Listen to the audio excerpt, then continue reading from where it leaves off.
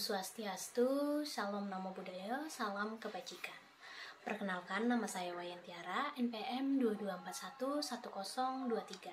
Saya dari kelas manajemen 22A. Pada video kali ini, saya menjelaskan mengenai data populasi, sampel, penyajian data, atau tabel dan diagram.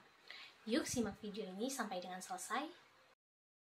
Pengertian dari data itu sendiri adalah data adalah sekumpulan keterangan ataupun fakta yang dibuat dengan kata-kata, kalimat, simbol, angka, dan lainnya.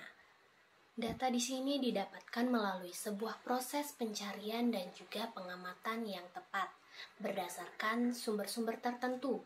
Adapun pengertian lain dari data yaitu sebagai suatu kumpulan keterangan atau deskripsi dasar yang berasal dari objek ataupun kejadian. Nah, di mana di dalam kumpulan keterangan tersebut diperoleh dari hasil pengamatan yang selanjutnya diolah menjadi bentuk lain yang lebih kompleks, baik berupa informasi, database, dan lainnya. Apabila ditinjau secara bahasa, kata data yaitu berasal dari bahasa Latin, yakni datum, yang artinya sesuatu yang diberikan dari istilah itu, maka bisa kita jumpai arti data yang adalah hasil dari pengukuran atau pengamatan suatu variabel tertentu dalam bentuk kata-kata, warna, angka, simbol, dan keterangan lainnya. Selanjutnya ada populasi. Populasi adalah keseluruhan totalitas atau generalisasi dari satuan individu, objek atau subjek yang mempunyai kuantitas dan karakteristik tertentu yang akan diteliti, yang dapat berupa orang, benda, institusi, peristiwa, dan lain-lain, yang di dalamnya dapat diperoleh atau dapat memberikan informasi atau data. Penelitian yang kemudian dapat ditarik kesimpulan. Populasi bukan hanya orang atau makhluk hidup, akan tetapi juga benda-benda alam yang lainnya. Populasi juga bukan hanya sekedar jumlah yang ada pada objek atau subjek yang dipelajari, akan tetapi meliputi semua karakteristik, sifat-sifat yang dimiliki oleh objek atau subjek tersebut. Bahkan satu orang pun bisa digunakan sebagai populasi karena satu orang tersebut memiliki berbagai karakteristik, misalnya seperti gaya bicara, disiplin, pribadi, hobi, dan lain sebagainya. Selanjutnya ada sampel. Sampel atau percontoh terkadang disebut juga cuplikan, merupakan bagian dari populasi yang dipelajari dalam suatu penelitian dan hasilnya akan dianggap menjadi gambaran bagi populasi asalnya. Tetapi bukan populasi itu sendiri. Sampel dianggap sebagai perwakilan dari populasi yang hasilnya mewakili keseluruhan gejala yang diamati. Oleh karena itu, penelitian baru bisa menentukan sampel setelah mengetahui populasi. Ukuran dan keberagaman sampel menjadi penentu baik tidaknya sampel yang diambil. Terdapat dua cara pengambilan sampel, yaitu ada secara acak dan tidak acak. Selanjutnya ada penyajian data. Adalah kegiatan menampilkan data dalam bentuk yang lebih mudah dipahami melalui tabel, diagram, atau bentuk lainnya. Untuk menunjukkan hubungan perbandingan, pola, kecenderungan, maupun pencilan dalam data. Dalam kegiatan penelitian, penyajian data termasuk dalam suatu kegiatan dalam pembuatan laporan penelitian yang dilakukan untuk memperlihatkan data dan informasi yang telah dikumpulkan beserta hasil penelitiannya.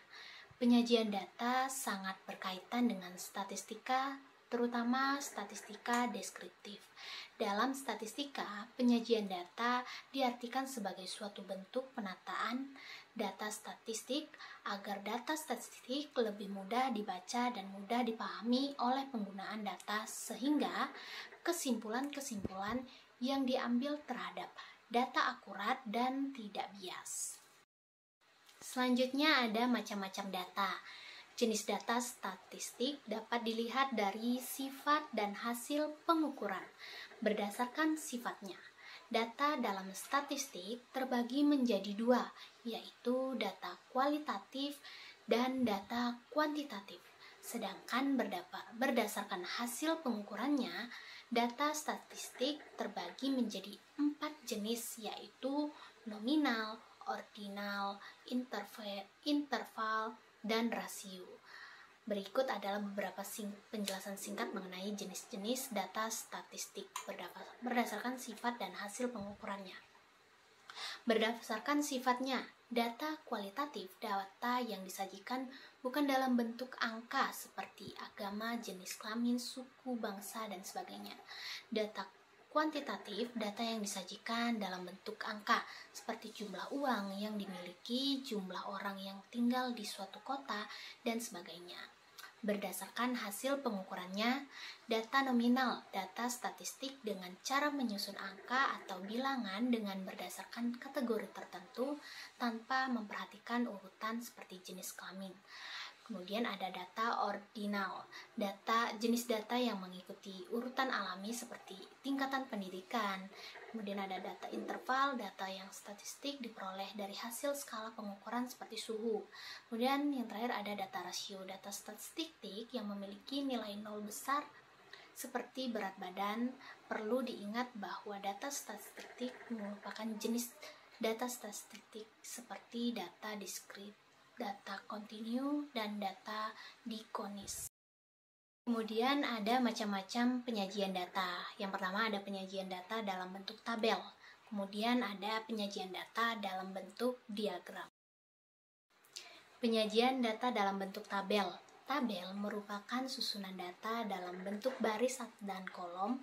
Penyajian data dalam bentuk tabel berarti mengumpulkan data-data ke dalam kelompok yang sama pada suatu baris atau kolom, sehingga setiap kelompok memiliki frekuensi atau jumlah yang sama.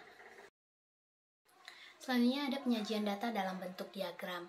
Penyajian data dalam bentuk diagram akan lebih menarik dibandingkan dalam bentuk tabel karena berbentuk gambar-gambar. Penyajian data dalam bentuk diagram dibedakan menjadi dua, yaitu diagram lingkaran dan diagram batang. Diagram lingkaran.